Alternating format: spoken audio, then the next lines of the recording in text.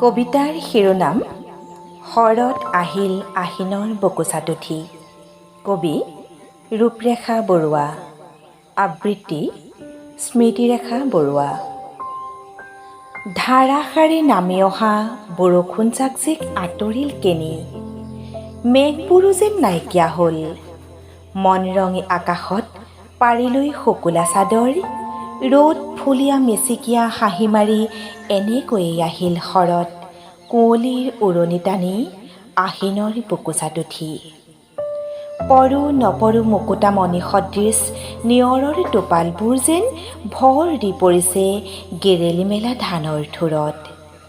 মিচিকিয়াই হাঁহিছে প্ৰতিজোপা ধানৰ থোৰে আহিনৰ জীপাল ওঠৰ পৰশত। নৈপৰীয়া কহুৱা বকুল শেৱালিহঁতে যেন কথা পাতিছে গোপনে গোপনে শৰতৰ সতে।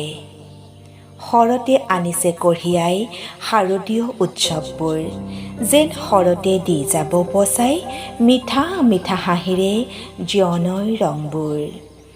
যেন শৰতে দি যাব বচাই মিঠা মিঠা হাঁহিৰে জীৱনৰ ৰংবোৰ।